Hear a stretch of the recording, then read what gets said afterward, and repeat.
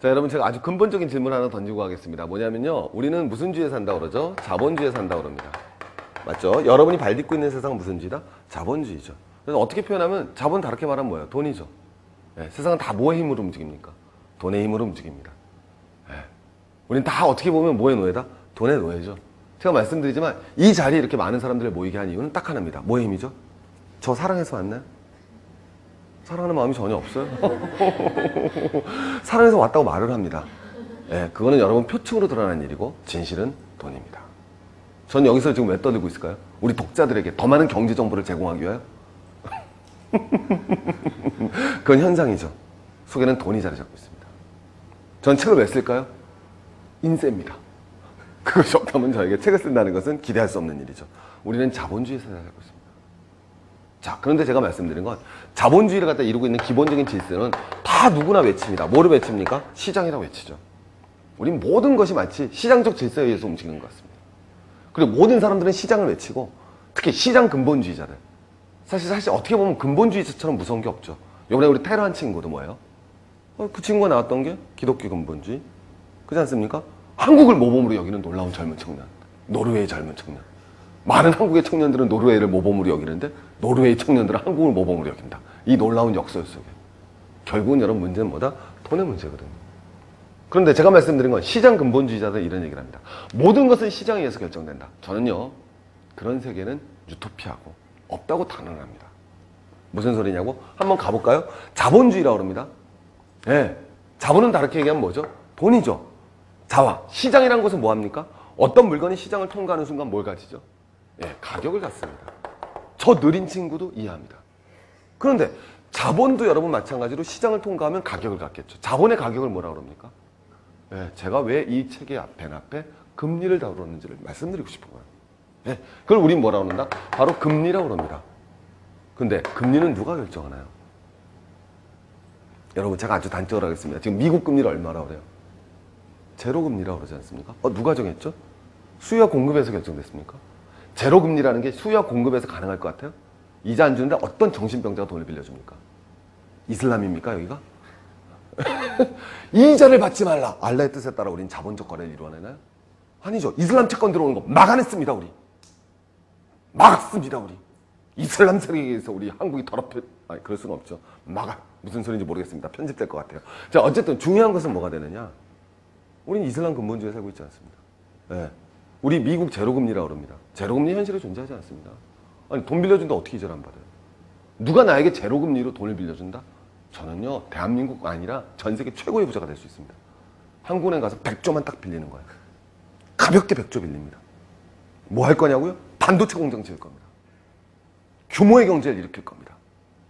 삼성 반도체 공장보다 10배 큰 공장을 지을 겁니다. 백혈병도 없는, 산재도 없는, 상속도 없는 그런 놀라운 반도체 공장을 만들 겁니다. 망하면요? 이자가 없는데 뭐 어때요? 또 빌립니다. 이자가 없는데 뭐 어때요? 제가 말씀드린 건 제로금리라는 건 시중금리가 아니라는 거죠. 그럼 결국 금리는 두 가지가 있습니다. 하나는 우리가 시중금리라고 해서 수요와 공급에서 결정되는 금리입니다. 그런데 알고 보면 이 시장금리라는 것은 기본적으로 무슨 금리에 영향을 받는다? 바로 정책금리에 영향을 받죠. 정책금리가 어떻게 결정되느냐? 왜? 당연히 아니겠습니까? 여러분 돈 빌릴 때 어디서 빌립니까? 러시안 캐시 그러지 마시고요. 무도사가 뭐예요? 무도사 정신 차리세요. 무도사는 김정한테 필요한 겁니다. 여러분 그거는 그렇죠. 그래, 그들한테 빌린다고 칩시다. 그러나 대부분의 사람들은 여러분 돈 빌린다 그러면 어디서 빌리는 겁니까? 은행에서 빌리는 거죠. 그럼 은행은 돈이 어디서 났습니까? 네, 한국은행에서 가져오는 겁니다. 돈 빌릴 때 여러분 뭐 빌려요? 여러분. 자, 여러분 이거 돈 아닙니까? 은행 가면 뭐 주나요? 이거 빌려주는 거죠. 그죠? 은행에서 이거 빌리지. 은행 가서 쌀 빌려요? 여기 뭐 구한말 조선시대입니까? 이렇게 상평통 받았는데 어떤 애들은 정신 차리세요. 은행 가서 빌리는 건 이겁니다. 그럼 은행은 이거 어디서 가져왔습니까? 은행 이거 어디서 가져왔어요? 여기 써 있잖아요. 한국은행에서 가져오지 않았습니까? 그럼 은행 한국에서 그냥 가져와요? 아니면 이자 줘야 돼요? 네, 그게 무슨 금리입니까? 정책금리입니다. 정책금리가 결정이 없으면 시중금리 나올 수가 없어요. 아니 어느 우리 은행이 한국은행에서 5% 빌려와갖고 여러분한테 제로금리로 이자를 빌려줍니까? 그럼 우리 은행이에요? 아니면 망하는 은행이에요? 망하는 은행이죠. 있을 수 없는 얘기죠.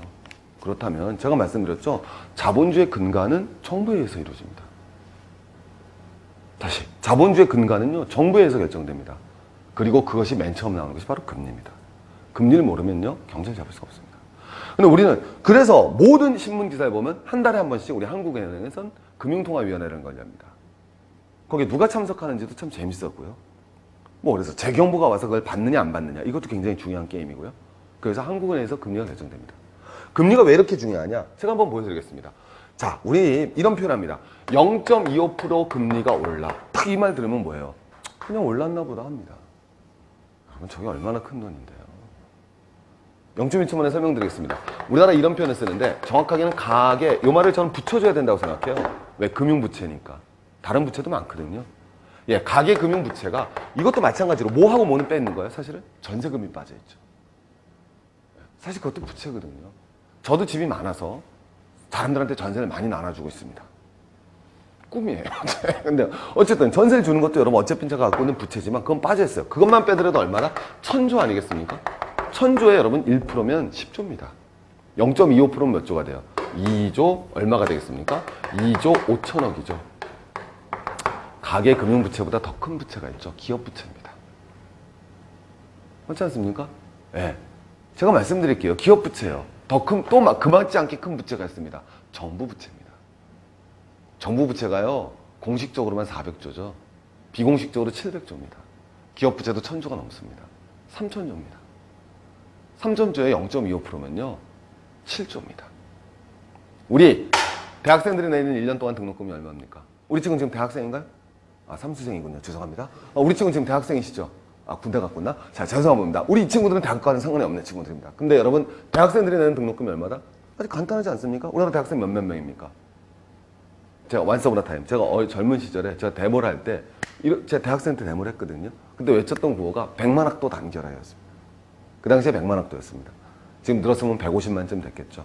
1년에 등록금 얼마씩 냅니까? 1000만원씩 내지요? 예. 네. 그럼 얼마입니까? 계산 안 되죠? 그게 15조입니다. 그래서 우리가 대학 등록금 총액을 15조라고 합니다. 여러분, 금리를, 그럼 아까 제가 말씀드렸지만, 부채가 한 3000조 된다고 그랬죠? 예. 네. 그렇게 거꾸로 따지게 되면은, 금리를 0.5%를 낮추면요, 바로 대학 등록금을, 이해되시겠죠? 정부에서 시중에다 뿌려주는 것과 동일한 결과가 나옵니다. 그래서 중요한 겁니다.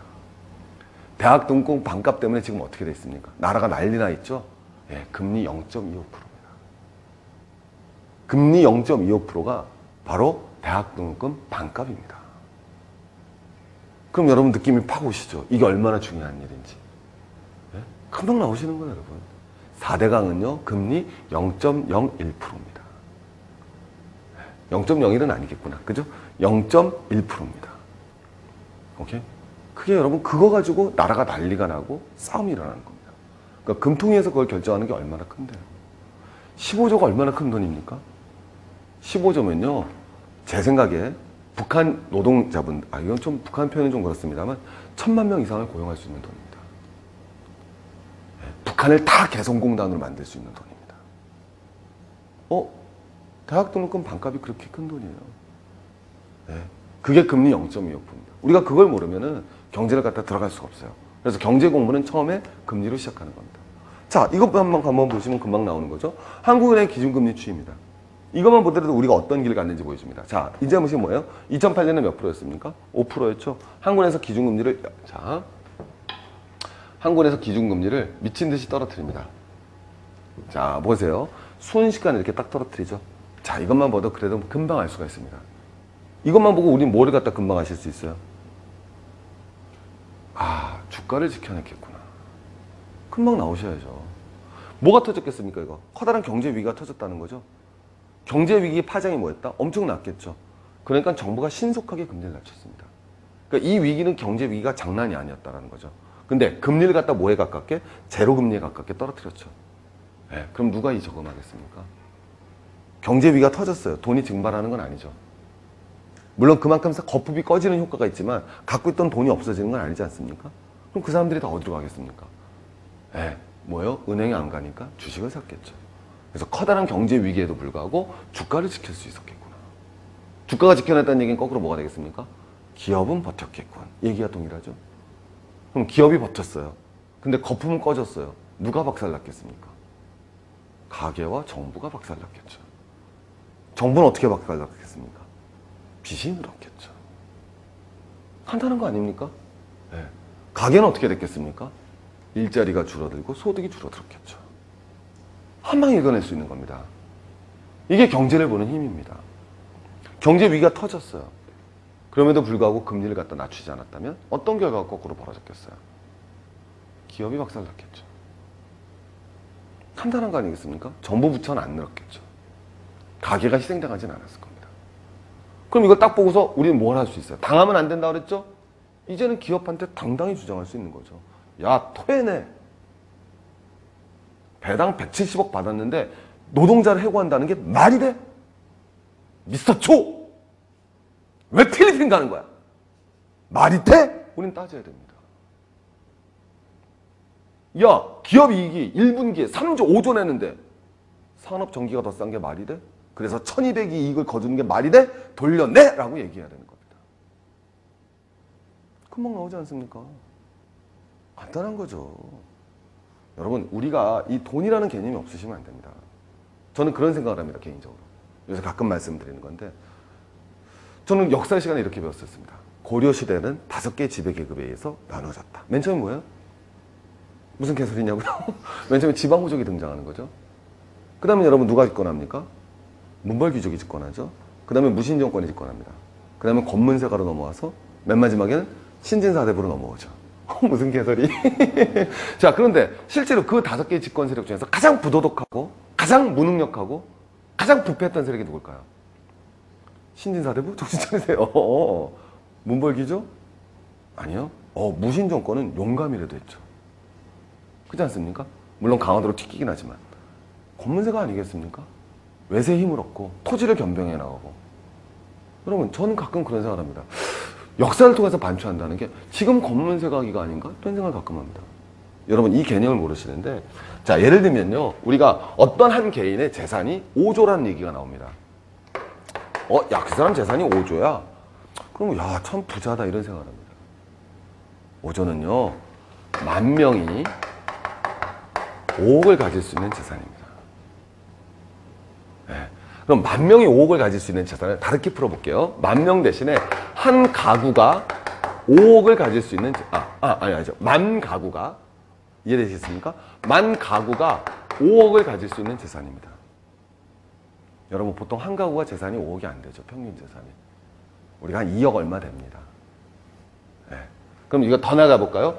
다르게 하면은 2만 가구가, 이게 뭐라 표현할까요? 25,000가구가 2억을 가질 수 있는 재산입니다. 이런 재벌이요, 오케이? 한 10명쯤 있다는 얘기는, 10명만 안 되는 건 아니죠. 10명 있다는 얘기는 25만 명의 재산을, 25만 가구의 재산을 가지고 있다는 얘기예요. 25만 가구라는 건 1인 4가구로 치면은 100만 명의 재산을 가지고 있다는 겁니다. 이해가시겠습니까? 재벌 10명이 100만 명의 재산을 가지고 있어요. 여러분, 무슨 표현합니까? 중사마천 사기에 보면 이런 글이 나옵니다. 어떤 사람이 나보다 재산이 10배가 많으면 그를, 그 앞에서 내 몸을 낮추게 되고, 100배가 많으면 그를 두려워하게 되고. 대단히 재밌죠? 1000배가 많으면 그의 불임을 받게 되고, 10,000배가 많으면 그의 노복이 된다는 얘기가 있습니다. 사마천의 사기에 이미 기록이 되어 있습니다. 네. 10,000배가 많으면 노복이 되는 거죠. 언론이 노복이 되고 정치권이 노복이 됩니다. 그게 권문세가 아니겠습니까? 10명이 100만 명의 재산을 가지고 있습니다. 10,000배가 아니라 10만 배가 많은 거죠. 이런 부의 독점이 이루어지고 있습니다. 자, 여러분, 거꾸로 제가 말씀드렸죠? 이게 얼마다? 50조입니다. 10명이 재벌을 가지고 있으면. 제가 아까 말씀드렸지만 50조 굉장히 큰 것 같지만 금리 1%면 해결되는 겁니다. 30조 비다갈리. 금리 2%면 60조입니다. 가계부채, 기업부채, 국가부채. 즉 금리 1%, 2%에 의해서 경제를 바꿔나갈 수가 있는 겁니다. 그러니까 누가 금리를 결정할 수 있는 권한을 가지느냐? 대단한 권한이죠. 그러니까 재정경제부는 그 권한을 한국은행이 독자적으로 행사하는 것을 극도로 싫어하는 거 아니겠습니까? 그런데 우리가 어떻게 금리를 모르고 경제를 파악해 나가고 돈에 대한 이해 없이 어떻게 당하지 않을 수가 있겠습니까? 그래서 제가 말씀드리잖아요. 이 금리 하나만 변한 것을 가지고 우리는 다 추론할 수 있습니다. 어느 정도 현상을 구체적으로 막아낼 수 있죠. 그리고 그거를 2년 넘게 유지했습니다. 정부의 빚은 늘어났겠고요. 가게는 점점 힘들어졌겠지만 기업은 버텼겠죠. 하나만 더 보시면 끝나는 거죠. 마지막 말씀드리지만 환율 보시면 끝나는 거죠. 그런데 환율이 높았어요. 수출 대기업은 난리 났겠고요. 행복해서. 가게는 더 박살나고요. 금융부채는 더 커지고 한다는 거 아니겠습니까? 소득은 줄어들었겠죠. 그걸 보완하기 위해서 뭐가 있습니까? 금리가 낮으니까 빚을 더 졌겠죠. 그래서 가계부채는 천조가 가는 거죠. 자, 버티는 한계점이 온 겁니다. 드디어 이제 금리를 다시 올려나가고 있는 거죠. 자, 이게 여기에 있었을 때와 여기에 있었을 때의 차이점만 보시면 되는 거죠. 여기에 있으면 재앙이었겠고요. 그렇지 않습니까? 여기 있었어야 될 게 여기 있지 않았나라는 생각을 가지셔야죠. 우리가 알아야지 여기에 만들고 싶은 것을 일로 땡길 수 있고 이것을 일로 땡길 수 있는 거 아니겠습니까? 그렇지 않겠습니까? 최소한 이게 이렇게 가야 되지 않았었을까요? 네. 우리가 다 경제를 이해하고 여러분 세상에서 제일 좋은 건 뭡니까? 저는요 어떤 국가도 민주주의 없이 국민소득 3만 불 4만 불 못 갑니다. 그런 나라 없습니다. 있긴 있어요. 듀바이 같은 나라에 있었어요. 잠깐 아일랜드도 했고요. 그런데 아일랜드 민주주의 했으니까 제가 말씀드린 건 거대 국가 중에서 거대한 국가 중에서 민주주의 없이 여러분 한번 가보세요. 제가 말씀드리지만 중산층이 없는 나라는 경제발전을 이뤄낼 수가 없습니다. 그건 제가 경제책에서 곳곳에서 말씀드리겠습니다. 근데 중산층이라는 거는 민주주의가 없으면 육성되지 않아요. 여러분 우리 한번간 생각해 봅니다. 현 이명박 대통령 가깝게 그 정부에서 나온 정책대로 우리가 했었다면 이것이 5년 10년 됐다면 어떻게 됐겠습니까 여러분? 사회적 양극화는 어떻게 됐을까요? 분명히 더 벌어져 있겠죠. 네. 그럼 중산층은 더 없어졌을 거예요. 그리고 앞으로도 아마 그렇게 될까 확률이 굉장히 높습니다. 하지만 뭐가 있습니까? 선거가 있죠. 그러니까 한나라당에서 무슨 정책이 나옵니까? 복지 정책이 나오는 거죠. 다음 정권의 화두는 누굽니까? 누가 집권하든 간에 복지 아니겠습니까? 그 복지 핵심은 뭐예요? 원래 복지란 개념은 뭐가 되겠습니까? 사회적으로 중산층을 늘리자. 그게 복지의 동요 아니에요? 부자 만들자가 복지입니까? 아니지 않습니까? 가난한 사람 없애서 중산층 만들자는 게 복지 핵심이거든요. 중산층 말하자는 거예요.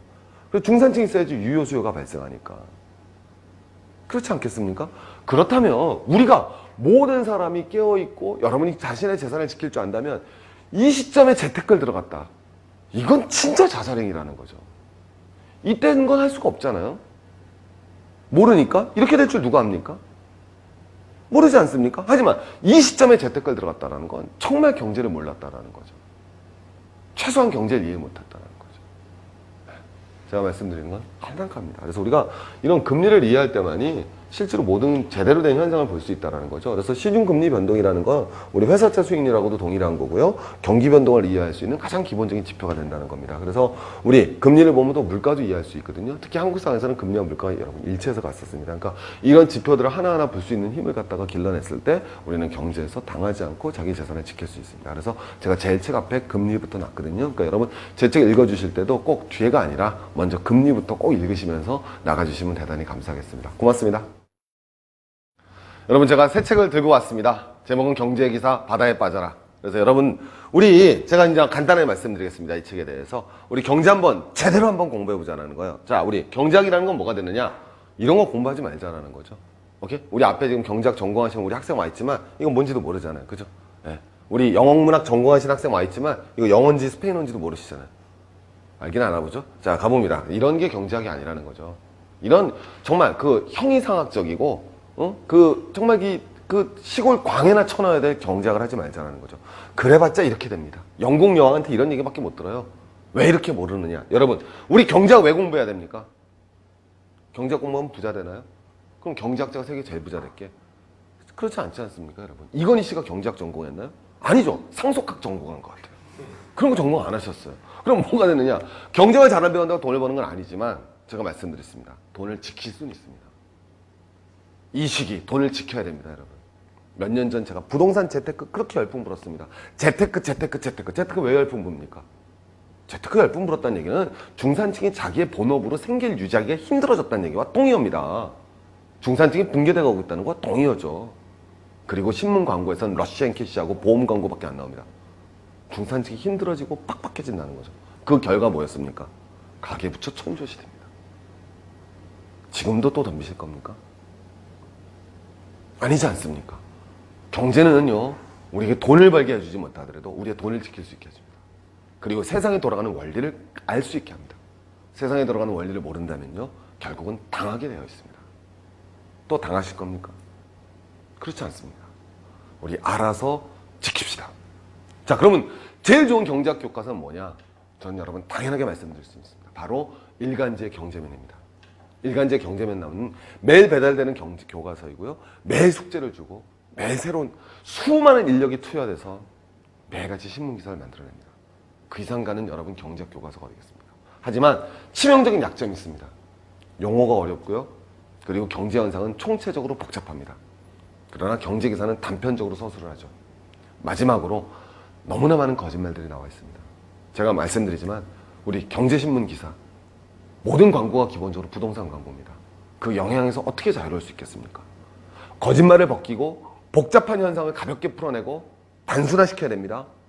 그리고 나서 어려운 경제 용어까지 잡아내셔야 됩니다. 어떻게 할 수 있냐고요? 여기 있습니다. 그래서 여러분 지금 경제 바다에 풍덩 빠지셔가지고 경제 용어 잡아내시고 복잡한 경제 현상을 단층적으로 뚫어내시는 CT 촬영기와 같은 힘을 가지시면서 거짓말을 잡아냅시다. 우리 알아내서 당하지 말고 재산을 지킵시다. 함께 갑시다. 감사합니다.